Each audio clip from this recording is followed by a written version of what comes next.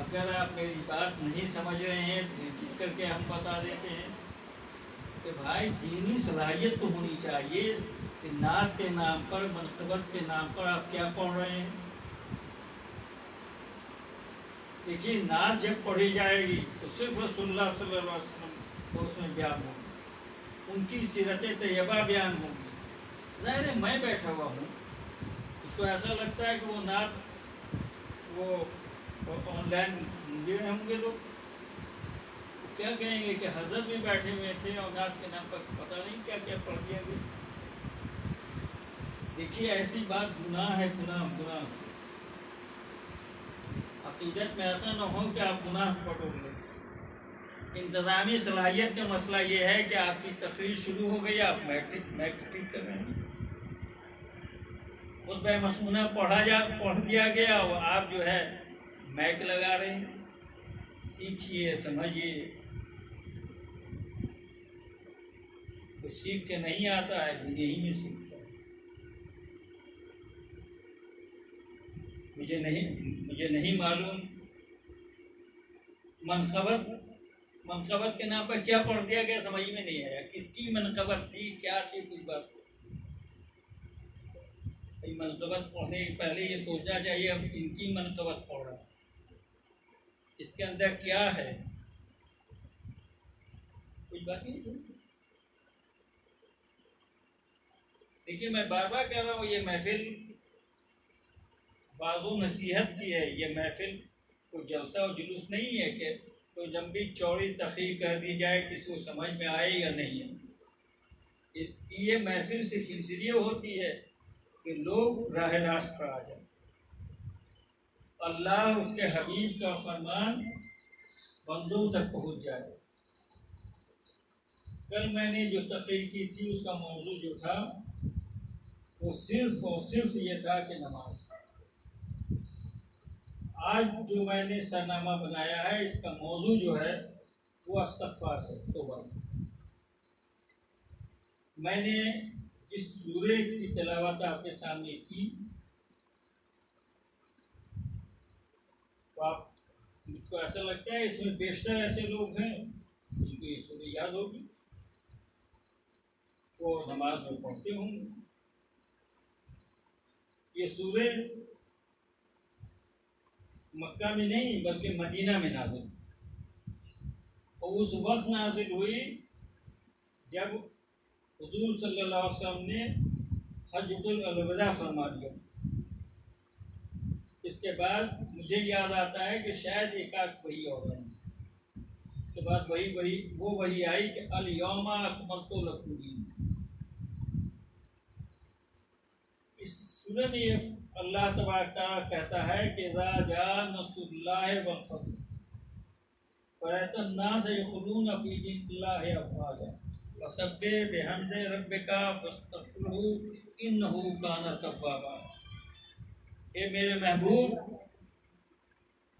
جب تمہیں فتح میں نے دے دیا، یعنی اللہ نے جب فتح دے دیا، تب لوگ اسلام میں غول تیزی کے ساتھ داخل ہونے لگے، یعنی بڑی تعداد میں اسلام میں داخل ہونے لگے۔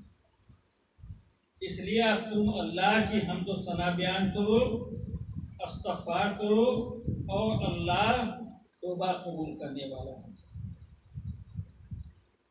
دیکھیے بڑی اچھی بات ہے، یہ ظاہر ہے تاریخ بھی کہتی ہے کہ فتح صلح حدیبیہ کے بعد اور فتح مکہ کے بعد بڑی تیزی کے ساتھ لوگ اسلام میں داخل ہوئے، بہت تیزی کے ساتھ، اور وہ اللہ ہی مہربان تھا جو اللہ نے حج کو فتح دی۔ اب اللہ یہ کہتا ہے اپنے محبوب سے، میرے محبوب تم اللہ کے حمد و ثنا بیان کرو، یہاں تک صحیح ہے۔ اب وہ اپنے محبوب کی یہ کہہ رہا ہے کہ اے محبوب تم استغفار کرو، توبہ کرو، استغفار کرو، اللہ توبہ قبول کرنے والا ہے۔ دیکھیے ذہن کو ایک سامنے رکھیے گا، نہیں تو آپ مس کر جائیں گے۔ یہ بھائی میرے رسول اللہ حضور اللہ تبارک تعالیٰ کے بعد جو سب سے محترم ہستی ہے وہ رسول کی ہے۔ ان کا ہمسر کوئی نہیں، ان کے برابر کوئی نہیں، ان جیسا کوئی نہیں. یعنی یہ نہیں کہ ان کے حد میں، یہ نہیں کہ ان کے حد سے لے کے صبح قیامت تک، بلکہ جب سے دنیا قائم ہے اور جب تک رہے گی ان جیسا کوئی نہیں. وہ اللہ کے محبوب ہیں. بھائی وہ کون سی غلطی کر سکتے تھے؟ نعوذ باللہ ثم نعوذ باللہ، کہ اللہ یہ کہتا ہے کہ توبہ کیجیے، استغفار کیجیے،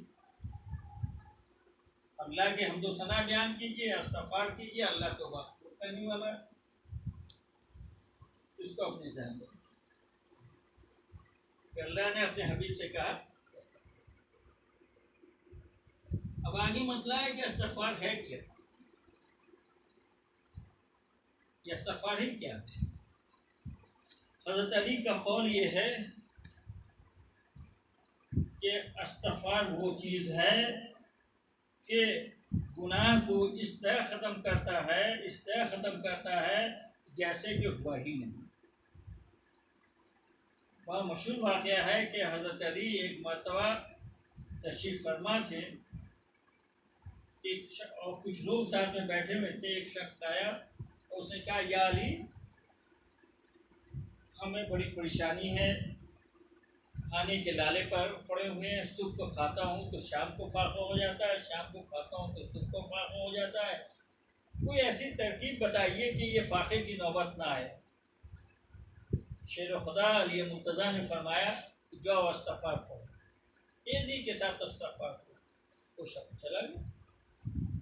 آج کی دنیا ہوتی نہیں، وہ کہتی کہ مولا ہم تو آپ سے وجہ کو یہ بتانے کے لیے آئے تھے. بھائی ہم بھی تو جانتے ہیں، لیکن پہلے کے لوگ ایسے نہیں تھے. وہ جانتے کہ مولا جو کچھ بول رہے ہیں وہ اس پر عمل کرنے سے صحیح ہو جائے گا. مثلا اسی نشست میں دوسرا آدمی آ گیا، کہا کہ مولا ہمیں اللہ نے سب کچھ دیا، بس ایک محرومی ہے کہ اللہ نے اولاد نہیں دی ہے. کوئی ایسی ترکیب بتائیے جس سے اللہ ہم سے راضی ہو جائے اور اللہ اولاد دے دے. کہا جاؤ تم استغفار کرو. چلا گیا.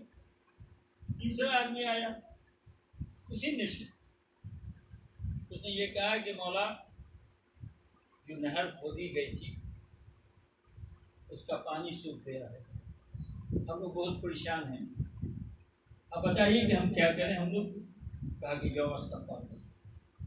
ظاہر ہے کہ لوگوں کا چہرہ علی کی طرف ہو گیا. پھر علی تو سب کو ایک ہی جملہ، ایک ہی جواب دے رہے ہیں. ایک نے دوسرے کو دیکھا، دوسرے نے تیسرے کو دیکھا، تو نذیر بھائی جیسے لوگ ہوں تو انہوں نے آہستہ سے اشارہ کیا حضرت علی کا دعویٰ، لیکن حضرت علی خاموش رہے. چوتھا آدمی اسی نشست میں پہنچ گیا.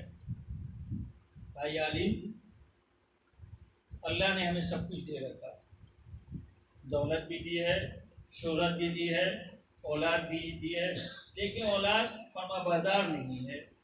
آپ بتائیے کہ کوئی ایسی ترکیب جس سے اولاد فرما بردار ہو جائے. کا جو استغفار کرو. چلا گیا.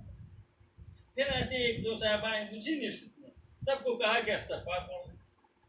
لوگوں نے پوچھا جانے کے بعد یا علی، ارے جو دولت چاہتا ہے وہ بھی استغفار پڑھنے کے لیے کہہ دیا، جو شہرت چاہ رہا ہے اس کو بھی استغفار پڑھنے کے لیے کہا، جو اولاد چاہتا ہے اس کو بھی استغفار پڑھنے کے لیے کہا، جو نہر سوکھ گئی ہے اس میں پانی لانے کے لیے استغفار پڑھنے کے لیے کہا، اولاد نافرمان ہے اس کے لیے بھی استغفار پڑھا. کہا کہ دیکھو استغفار توبہ کرنے سے، استغفار کرنے سے اللہ راضی ہو جاتا ہے، اور جب اللہ راضی ہو جائے گا تو ظاہر اس کی مراد پوری ہو جائے گی. یہ دعا جو ہے نا، ہمارے صوفیہ کرام میں جب سبق دیتے ہیں تو سب سے پہلے ہی سے شروع کرتے ہیں کہ بھائی تم 100 مرتبہ استغفار کرو، استغفر اللہ ربی من کل ذنب. وہ بہت سے نہیں شروع کرتے، یہیں سے شروع کرتے ہیں. وہ دن کی دنیا کو آباد کرنے کے لیے پہلے توبہ کرو، اور ظاہر جب توبہ کیا ہی جائے گا تب دل کا درد اور دل کا مرض دور ہو جائے گا. تو استغفار بڑی نعمت ہے، اتنی بڑی نعمت ہے کہ جو انسان استغفار کرتا ہے تو اس کے گناہ مٹتے جاتے ہیں. وہ استغفار کون نہیں کرتا ہے؟ جو فرعون ہوتا ہے، جو نمرود ہوتا ہے، جو حمان ہوتا ہے، جو یزید ہوتا ہے، وہ استغفار کبھی نہیں کر سکتا۔ اس لیے کہ وہاں استغفار میں تو اپنے کو سلنڈر کر دینا پڑتا ہے رب قدیر کے سامنے، اور اس کا ایگو اتنا اونچا ہوتا ہے کہ حمان اور نمرود اور فرعون اور یزید جیسے لوگوں کا، تو وہ تو اپنے علاوہ کسی کو سمجھتے ہی نہیں۔ لہذا جو استغفار نہیں کرتا ہے، یہ سمجھیے کہ وہ راہ مستقیم پر نہیں ہے، وہ راہ اسلام پر نہیں چل رہا ہے، وہ حضرت علی کی راہ پر نہیں چل رہا ہے، مولا مشکل کشا کی راہ پر نہیں چل رہا ہے، بلکہ وہ فرعون کی راہ پر چل رہا ہے، نمرود کی راہ پر چل رہا ہے، حمان کی راہ پر چل رہا ہے، یزید کی راہ پر چل رہا ہے۔ دیکھیے آج دنیا میں جو اتنی برائی ہے، کتنا پیسہ ہے لیکن توکل نکل گیا۔ آپ دیکھیے گا اور گھوم لیجیے تو آپ کو سب کچھ مل جائے گا، لیکن لوگوں کے اندر توکل نہیں ہے۔ پیر صاحب ہیں، وہ خود پیسے کے لیے پریشان ہیں، وہ کبھی صحیح بات آپ کو نہیں بتائی۔ جیسے میں نے کہا نا، اچھے لوگ بیٹھے ہوئے ہیں، اللہ کے شکر ہے، سب پیسے والے بیٹھے ہوئے ہیں، کہیں گے کہ بھائی ہم اتنی زبردست طور پر ڈانٹ دیں گے تو نظرانے میں کمی ہو جائے گی، نہیں بتائیں گے۔ لیکن جس کو اللہ پر توکل رہے گا، وہ کہے گا یہ غلط ہے، اس کو تم صحیح کرو۔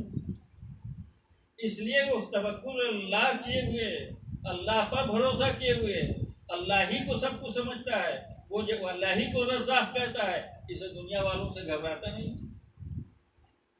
تو آج دنیا میں جو برائی پھیلی ہوئی ہے، اور صرف یہ نہیں ہے کہ لوگ چور ہو گئے،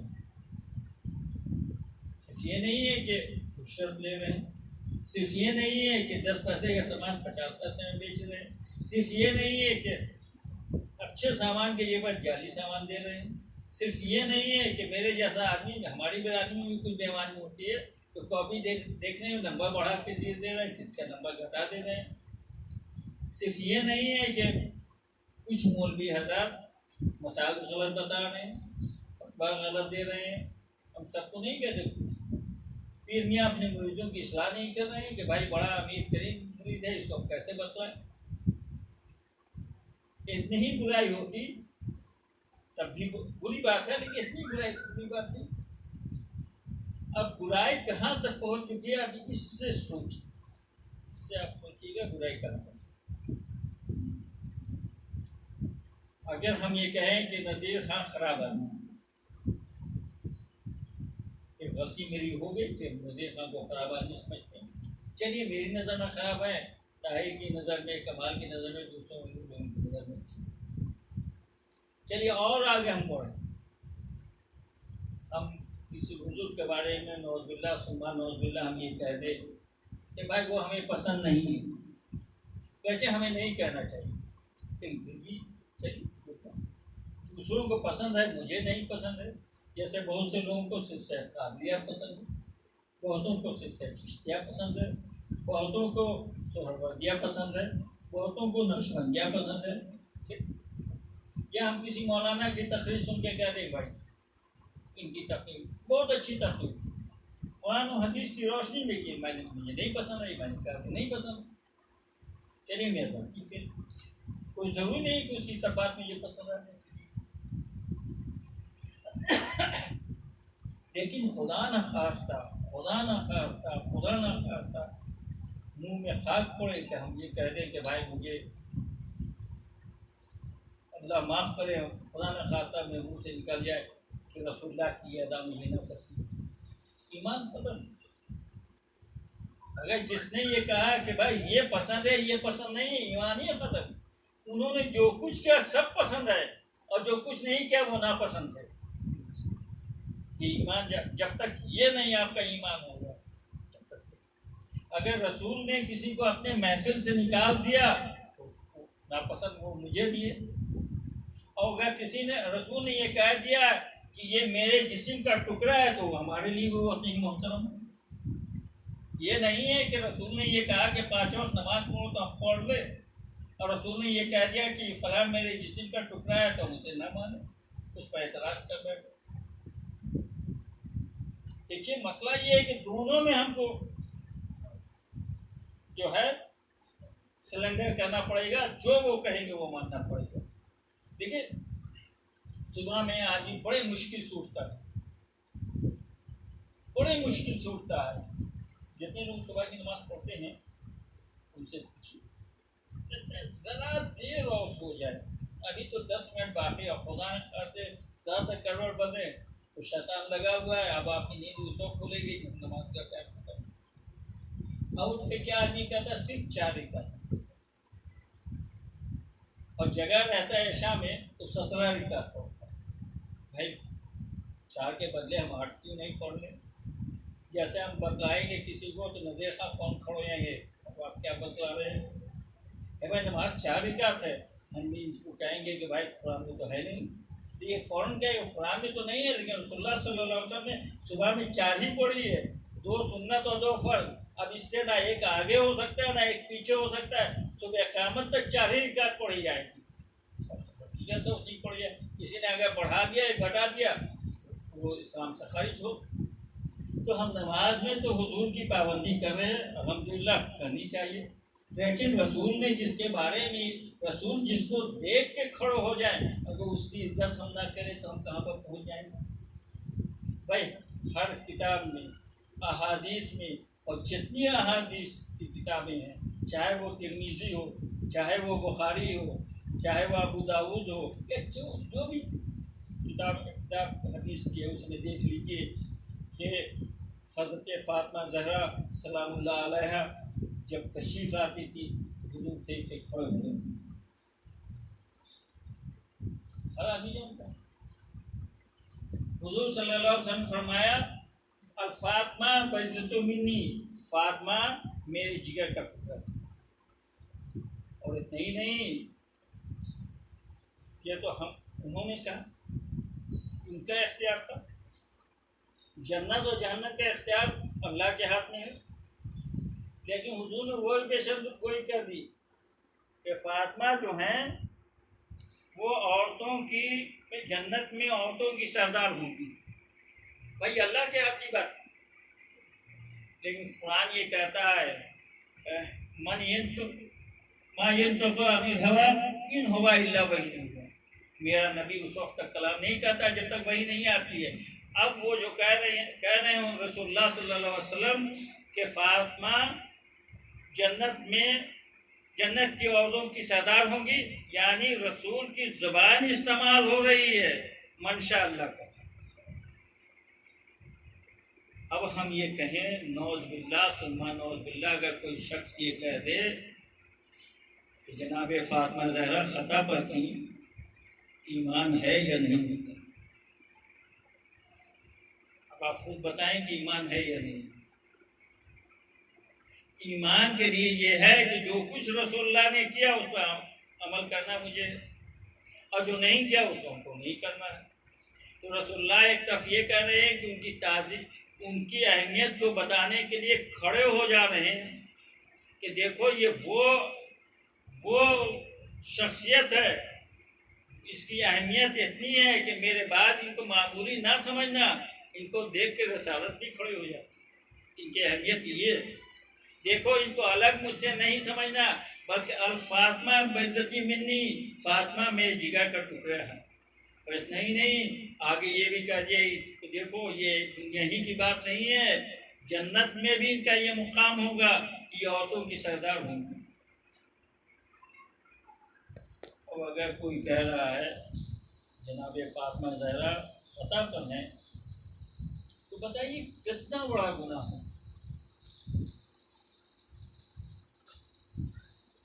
اس سے بڑا گناہ ہو سکتا ہے؟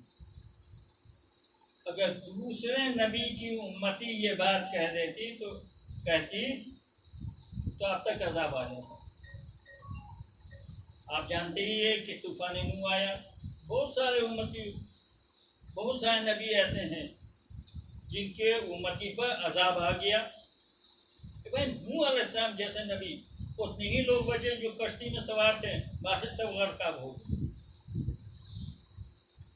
لوط کی پوری زمین الٹ دی گئی، اور بھی تمام نبی آپ کو مجھ سے زیادہ یاد ہوگا، لیکن اتنا کچھ کے بعد بھی جب دنیا قائم ہے، بس ایک ہلکا سا بھی جھٹکا آیا تھا، بہت ہلکا سا، کچھ بھی نہیں، ایک ایسا کیڑا سامنے نظر آیا، ایک ایسا وائرس جس کو آپ دیکھ نہیں سکتے، جس کو چھو نہیں سکتے ہیں، جس کو سونگھ نہیں سکتے ہیں، جس کو ہاتھ نہیں لگا سکتے ہیں، بس اعلان ہوا کہ ایک ایسا وائرس آ گیا ہے جو آپ کی جسم کو خطرہ ہے، آپ کی زندگی کو خطرہ ہے، تو یہ کہہ کے آپ کی سجدے کو اللہ نے چھینا۔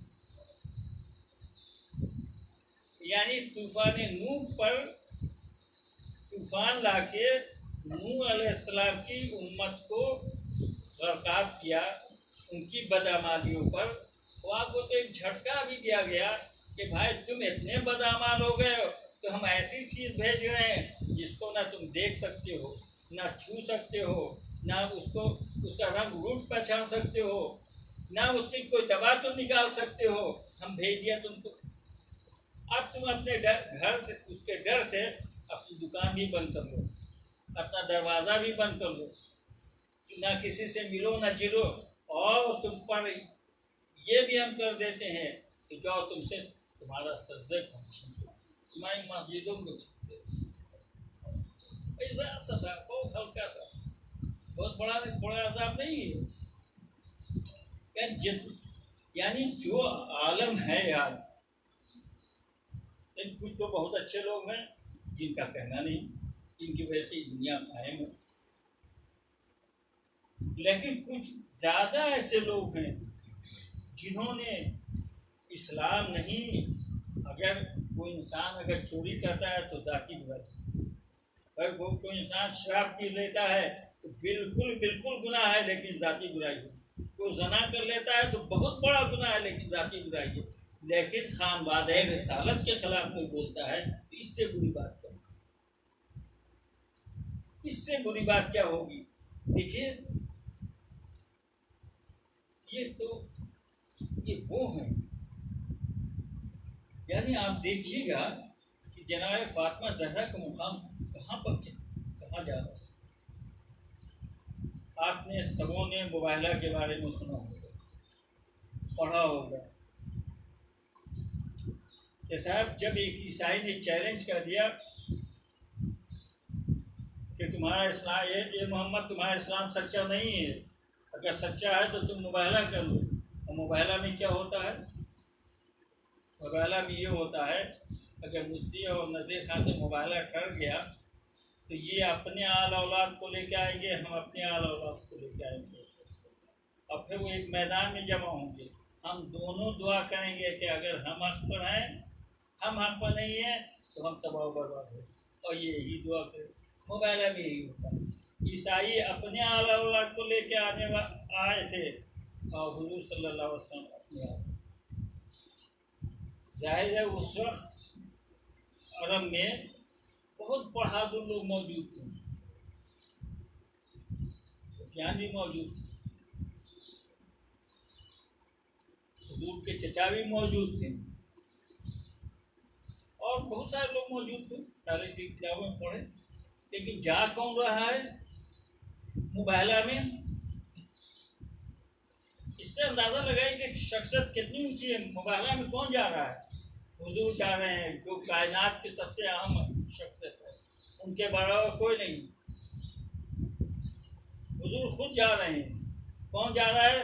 مولا مشکل کشا جا رہے ہیں، جن کے بارے میں حدیث ہے کہ من کنت مولا فہذا علی مولا، وہ جا رہے ہیں۔ چلیے دو شخص جا رہا ہے، کوئی بات نہیں۔ رسول اللہ اور کس کو لے جا رہے ہیں؟ تو جناب فاطمہ زہرا کو لے جا رہے ہیں۔ یا رسول اللہ آپ اپنی دختر کو کیوں لے جا رہے ہیں؟ یا رسول اللہ ان کو میدان میں لے جانے کی کیا ضرورت ہے؟ جب نہیں کہ جواب ملے کہ کائنات میں ان سے بڑھ کے کوئی سچا نہیں ہے، ان سے بڑھ کے کوئی اچھا نہیں ہے، ان کے برابر کوئی نہیں ہے، ان کے جیسا کوئی نہیں ہے. اس لیے ہم نے چنا ہے کہ اپنے پوری امتی میں سے نہیں بلکہ پوری کائنات سے 5 نفر کو. اس لیے میں خود جا رہا ہوں، علی کو لے جا رہا ہوں، فاطمہ کو لے جا رہا ہوں، ان دونوں کے بچے 2 بچے کو لے جا رہا ہوں، حسن و حسین کو لے جا رہا ہوں، تاکہ کائنات کی چنندہ شخصیت کو لے جا کے ہم مباہلہ میں دعا کریں گے. اور انجام کیا ہوا؟ جب ان عیسائیوں نے دیکھا تو حضور کے ساتھ ساتھ حضرت علی بھی آ رہے ہیں، فاطمہ زہرا بھی آ رہی ہیں، حضرت حسن بھی آ رہے ہیں، حضرت حسین بھی آ رہے ہیں، تو دور سے دیکھنے کے بعد کیا کہ ارے یہ تو وہ قابل قدر ہستیاں ہیں کہ اگر دعا کے لیے لوگوں نے ہاتھ اٹھا دی تو ہم ہی نہیں ہماری پوری قوم تباہ و برباد ہو جائے گی، بغیر مباہلہ کے بھاگ گئے. یہ چیز کی قربانی ہے. اور آخری قربانی کا جملہ آپ سن لیں، کیسے قربانی ہے. جتنے لوگ بیٹھے ہیں جس کا نام لینا مناسب نہیں ہے کسی بھی، ہم ان کو کہیں کہ بھائی ہم کو 2 چاٹیں گے، مجھ سے جھگڑیں گے، نہیں کہیں گے بہن تمہیں بیٹے کو مار دیں گے، کوئی جھگڑیں گے نہیں، فوراً ان کو جتنی بھر طاقت ہے، جتنی بھر قوت ہے، یہ ہم کو مار دیں گے، جتنی بھر قوت ہے. ایک بات یہ تو ذہن میں ہے صاحب. دوسری بات یہ ہے کہ صاحب ہم جانتے ہیں، آپ میں بھی بیشتر لوگ جانتے ہوں میرا دشمن کون کون ہے، اور یہ بھی سمجھتے ہیں کہ میرے بعد اگر مجھ سے بدلہ نہیں لیا تو میرے بچوں سے کون بدلہ لے لے گا. ہم آپ جانتے ہیں کیا جناب فاطمہ نہیں کر رہی تھی، میرے بچوں کے ساتھ کیا ہونے والا ہے. اچھا چلیے تھوڑا دیر کے لیے یہ مان لیجیے کہ نہیں جان رہی تھی، لیکن جاننے کا سبب تو یہ بھی ہے کہ جناب جبریل تشریف لائیں، رسول اللہ صلی اللہ علیہ وسلم تشریف رکھتے تھے، انہوں نے ایک مٹھی خاک عطا دیا صلی اللہ علیہ وسلم. پوچھا یا اخی جبریل یہ کیا ہے؟ کہا کہ یہ مختلف حسین کی مٹی ہے، کہ یہ مٹی سرخ ہو جائے گی تو آپ کا نواسہ شہید کر دیا جائے گا. ظاہر ہے کہ وہی تفصیل ہے کہ حضور رونے لگے، حضرت علی رونے لگے، فاطمہ زہرا رونے سب کہتی کہ اے بابا بھائی ہم تو اتنی مشکل سے زندگی گزار رہے ہیں، میرے بچوں کے لیے آپ دعا کر آپ کہ بچے کے ساتھ ایسا نہ ہو. لیکن جناب فاطمہ یہ جانتی تھی کہ چاہے اسلام رہے گا چاہے میرا حسین و حسن رہے گا. یہ جانتے ہوئے جناب فاطمہ زہرا نے یہ کہا کہ میرا بچہ رہے یا نہ رہے اسلام رہے. اور کربلا کے میدان میں جو کچھ ہوا وہ آپ کا کس بے دردی کے ساتھ شہید کیا گیا وہ آپ کا. تو جس شخصیت کی اتنی بڑی قربانی ہے کہ اپنے پورے خاندان کو جانتے ہوئے بھی اللہ کی راہ میں قربان کر دیا، اب اس کو کوئی کہے کہ خطا پر ہے تو بتائیے اللہ کا عذاب آئے گا یا نہیں. اب آپ لوگ میں نے کہا تھا کہ یہ بات ذہن میں رکھیے گا کہ حضور کو یہ کہا گیا کہ یہ محبوب آپ اللہ کی حمد و ثنا بیان کیجئے، استغفار کیجئے، اللہ توبہ قبول کرنے والا. حضور کو اپنی امتی سے بڑی محبت ہے، بڑی محبت ہے. ایک بات سنا ہوگا آپ نے کہ حضور صلی اللہ علیہ وسلم کا جب آخری وقت آیا اور ملک الموت آئے، حضور جناب فاطمہ زہرا سہانے میں بیٹھے سردبا رہی تھیں، اتنے میں آواز جناب فاطمہ زہرا نے فرمایا یہ آنے والے ابھی بابا کو آنکھ لگی. بعد میں حضور نے آنکھ کھولی اور کہا بیٹی آنے والا وہ ہے جو بچوں کے یتیم ہے، آنے والا وہ ہے جو عورتوں کو بیوہ کرتا ہے، آنے والا وہ ہے جو مرد کو راغب کرتا ہے، یہ میری ذات ہے اور تمہارا در کا شرف ہے یہ ملک الموت بھی آنے سے پہلے اجازت۔ اس کے بعد یہ جملہ ملتا ہے کہ حضور صلی اللہ علیہ وسلم ملک الموت روح قبض کر رہے تھے تو ظاہر کچھ تکلیف ہوئی۔ انہوں نے حضور صلی اللہ علیہ وسلم نے ملک الموت سے پوچھا کہ کیا روح قبض کرنے میں اتنی ہی تکلیف ہوتی ہے؟ تو ملک الموت نے کہا کہ یا رسول اللہ آپ کے ساتھ کچھ بھی تکلیف نہیں ہو رہی ہے جو لوگوں کے ساتھ ہوتی ہے۔ کہا کہ میری امتی کے ساتھ جتنی بھی تکلیف ہوتی ہے آج میرے ہی سے وہ تکلیف دے کے محروم نکالو تاکہ میرے امتی کو کوئی تکلیف نہ۔ بتائیے کہ وہ نبی آخر زمان جب دنیا سے جا رہا ہے تو امت سے کتنی محبت کرے۔ جب صبح محشر ہوگا تو تمام انبیاء نفسی نفسی کہیں گے۔ حضرت آدم کے پاس لوگ دوڑے ہوئے جائیں گے، آپ تمام انسانوں کے باپ ہیں، آپ کچھ کیجئے، وہ کہیں گے نفسی نفسی۔ حضرت نوح کے پاس جائیں گے، وہ بھی کہیں گے نفسی نفسی۔ حضرت ابراہیم کے پاس جائیں گے کہ آپ کچھ کہیے، وہ کہیں گے نفسی نفسی۔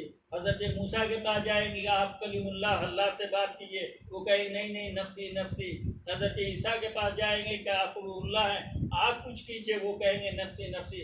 لیکن حضور صلی اللہ علیہ وسلم سر سجدے میں رکھ کے کہیں گے اللہ کے سامنے امتی امتی امتی کہ اللہ میں امتی کو بخش دے، اللہ میں امتی کو بخش دے۔ حضور کو اپنے امتی سے اتنی محبت تھی، تو لہٰذا آج جو دنیا میں برائی ہو رہی ہے اور بچ رہے ہیں ہم لوگ، بس ایک ہی وجہ ہے کہ حضور صلی اللہ علیہ وسلم استغفار کرتے۔ جب وہ استغفار نہیں کرتے تو آج ہم لوگ گئے تھے۔ انہی کی بدولت آج یہ دنیا بچ رہی ہے۔ اللہ کو اتنا استغفار کر کے انہوں نے راضی کر لیا ہے کہ اللہ جانتا ہے کہ حضور تو زندہ ہیں، ہمارا عقیدہ ہے، اگر ذرا سا یہ عقیدہ گڑبڑانا تو ہم لوگ تو مسلمان ہی نہیں رہیں گے۔ حضور دیکھ رہے ہیں کہ اگر ہماری امت، اللہ یہ دیکھ رہا ہے کہ اگر اس امت پر عذاب بھیجا تو میرے محبوب کو تکلیف ہوگی، اس سے عذاب نہیں ہوگا۔ اور وہ ہم لوگوں کی انہوں نے اتنی استغفار کیا کہ اللہ ان سے راضی ہو گیا ہے اور ان کی امت پر وہ عذاب نہیں آ رہا ہے جو حضرت نوح پر امت پہ آیا اور دوسری نبی کی امت پہ آیا۔ لہٰذا میرے بھائیوں، میرے دوستوں اور میرے عزیزوں، استغفار کثرت سے، لیکن استغفار کے ساتھ ساتھ جن کو یہ کہا گیا کہ اے محبوب آپ اللہ کے حمد و ثنا بیان کیجئے، استغفار پڑھیے، ان کی بھی عزت کیجئے، ان کے گھرانے والوں کی عزت کیجئے۔ اگر آپ نے صرف استغفار پڑھا، ان کے گھرانے والوں کی عزت نہیں کی تو پھر سب کچھ بیکار ہوتا ہے۔ ہم تو بار بار یہ کہتے ہیں کہ پہلے کے جتنے بزرگان دین تھے کسی نے یہ نہیں کہا کہ یا نبی آپ کا دعوت نہیں چھوڑیں گے، ان سبوں کے ہاتھ میں حضور صلی اللہ علیہ وسلم کا دامن تھا، پکڑ گئے۔ وہ رسول کی ایک ایک سنتوں کو اپناتے تھے۔ وہ مشکل کے وقت میں حضرت علی کو مشکل کشا کہہ کے پکارتے تھے۔ ہمیں یاد ہے، یاد کیا ابھی بھی خانقاہوں میں ہوتا ہے، حضرت فاطمہ زہرا سلام اللہ علیہ کا جو فاتحہ ہوتا ہے تو کھلا نہیں ہوتا، تو چھپا کے ہوتا ہے۔ عورتیں جب اس کو کھاتی ہیں تو پہلے وضو کر لیتی ہیں اور اس کے بعد وہ اسے کھاتی ہیں اور تبرکاً اپنے بچے کو اس کو ذرا سا چٹا دیتی ہیں، پورا کھلاتی نہیں ہے کہ ابھی بچے ہیں، ہوش والے نہیں یہ لوگ ہیں، ہو سکتا ہے کچھ بے ادبی ہو جائے۔ جب اتنی عزت و احترام تھا تو مسلمان اور عروج کا زمانہ تھا۔ آج ہم جہاں تک پہنچ گئے ہیں تو مسلمان کا سوال کا زمانہ آ گیا۔ دیکھیے آخری جملہ یہ ہے کہ رسول اللہ صلی اللہ علیہ وسلم نے صرف حدیث ہی نہیں کہی، یعنی حضرت فاطمہ زہرا کے شان کو ہی نہیں بتایا، حضرت علی کے مقام کو ہی نہیں بتایا، حضرت حسنین کریمین کی اہمیت کو نہیں بتایا، ساری حدیث میں موجود ہے، بلکہ کر کے دکھلا دیا، کر کے یہ دکھلایا۔ نماز بڑی اہم چیز ہے، فرض ہے، کل میں نے فرضیت پہ اس کے سب کچھ بتایا تھا، لیکن آپ نے پڑھا ہوگا، نہیں پڑھا ہوگا تو وہ پڑھ لیجیے۔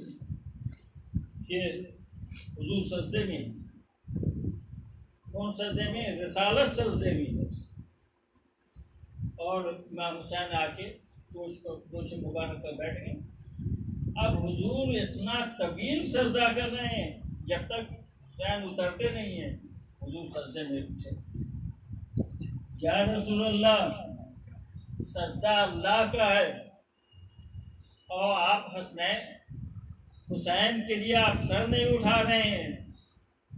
نہیں، جواب مل ہی جائے گا انشاءاللہ، جواب آ جائے گا کہ سجدہ میں اتنا طویل کر رہا ہوں، اس سجدہ کو بچانے کے لیے حسین کربلا میں تیروں کے اور تلواروں کے بیچ میں سجدہ کرے۔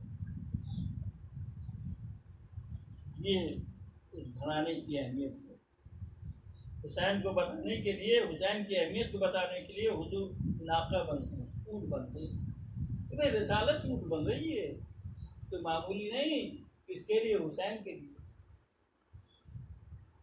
جنت سے کپڑا آ رہا ہے، کس کے لیے؟ رسول کے نہیں آ رہا ہے، رسول کے نواسے کے لیے آ رہا ہے۔ یعنی خدا بھی ہے ان کی مقام کو بتلا رہا ہے، رسول بھی بتا رہے ہیں کہ حسین کا مقام کیا ہے، حسن کا مقام کیا ہے، علی کا مقام کیا ہے، فاطمہ کا مقام کیا ہے۔ آپ نے سنا ہوگا کہ چکی جو ہے فرشتے آگے پیچھ دیا کرتے تھے۔ بھائی بہت بڑے بزرگ لوگ بنتے ہیں آج کے، علامہ بنتے ہیں، فرشتے تو چھوڑ دیجیے، اس سے نیچے بھی کوئی مخلوق کیا کہ ان کے یہاں پیستے نہیں۔ اور وہ گھرانہ ایسا ہے کہ جنت سے کپڑا آ رہا ہے، فرشتے آگے چکی پیس رہے ہیں۔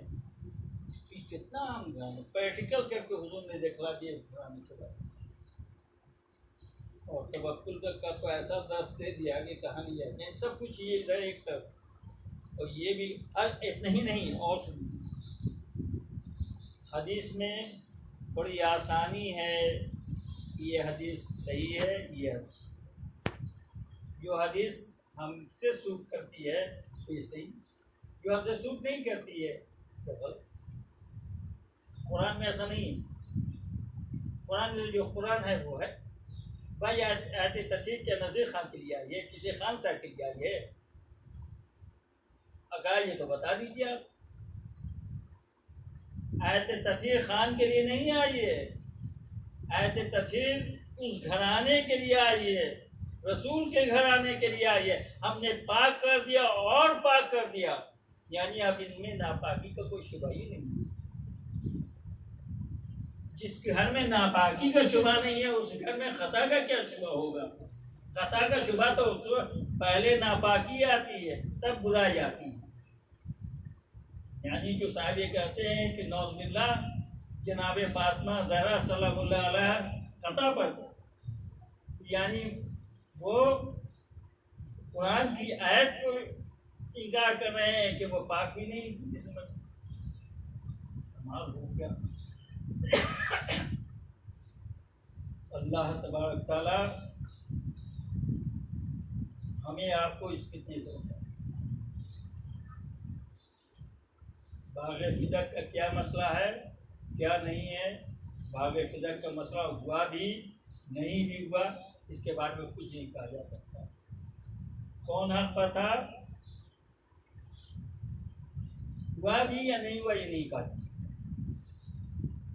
بھائی جو توکل اللہ پر جس نے زندگی گزاری وہ باغ فدر کا مقدمہ لے کے جائے گی، وہ شخص جائے گی؟ ہمیں تو نہیں لگتا۔ جہاں جن کے توکل کا یہ عالم ہے کہ صاحب روزے سے ہے، بس اتنا ہی کھانا ہے کہ روزہ افطار کر سکتی ہیں، لیکن کسی نے صدا دے دی تو پورا کھانا جا کے دے دیا، اس سے آپ یہ سمجھتے ہیں کہ وہ اپنا حصہ لینے کے لیے کوئی مقدمہ بھی کریں گے؟ لیکن اگر ہوا تو اچھی بات ہے، لیکن اگر آپ نے ذہن میں ذرا سا بھی یہ پیدا کر لیا، ہم اپنے تمام مریدین و متوسلین سے کہتے ہیں، تمام ماننے والوں سے کہتے ہیں میرے متعلق غلط ذہن میں لائیے گا، لیکن کبھی رسول کے گھر آنے کے بارے میں غلط نہیں لائیے گا۔ جو کچھ انہوں نے کیا سب صحیح کیا۔ اگر ذرا سا بھی آپ کے ذہن میں آیا کہ انہوں نے غلط کیا تو آپ کا ایمان ہو سکتا ہے۔ اور یہ وہ گھرانہ ہے کہ رسول نے جس کے بارے میں کہا کہ علی جہاں ہے وہیں حق ہے۔ اب جس کے بارے میں رسول یہ کہتے ہیں کہ جہاں علی ہے وہی حق ہے، تو کیا ان کی اہلیہ حق پر نہیں تھی؟ اللہ تبارک تعالیٰ ہمیں اور آپ کو ان فتنوں سے بچائے، اس طرح کے خیال سے بچائے، اس طرح کی سوچ سے بچائے اور اس طرح کے فتنے سے بچائے۔ تو آخری جملہ ہم اپنی ماننے والوں، آپ ان لوگوں سے بھی بچیے جو رسول کی تو اتنی اہمیت دیتے ہیں اور دینا بھی چاہیے۔ رسول کی جتنی بھی اہمیت دیا جائے وہ کم ہے۔ رسول سے اتنی محبت کا اظہار کرتے ہیں کہ رسول کے نالین کا نقشہ پلاسٹک کا بنوا کے اپنے پگڑی میں لگاتے ہیں۔ ایک بہت بڑی بات ہے بھائی، رسول کے نالین اگر سر پر رکھ لیا جائے تو معراج ہو جائے گا۔ کم از کم ان کو رسول کا نالین نہیں ملا تو کم از کم اس کا نقشہ بنوا کے پگڑی میں لگا لیتے۔ محبت ہے لیکن رسول سے محبت ہے، اور فاطمہ سے، رسول سے تو محبت ہے لیکن رسول کی صاحبزادی سے یہ تو وہی ہوا کہ یزید رسول کا کلمہ پڑھ رہا تھا، حسین کو شہید کر رہا تھا۔ بھائی جب بات بات پر آپ لوگ فتویٰ دیتے ہیں، کیا اس وقت فتوے کی گنجائش نہیں ہے؟ کیا اس وقت تحریک چلانے کی گنجائش نہیں ہے کہ دیکھو رسول کی صاحبزادی کے خلاف کسی نے بولا ہے، اس کے خلاف بھی تحریک چلے؟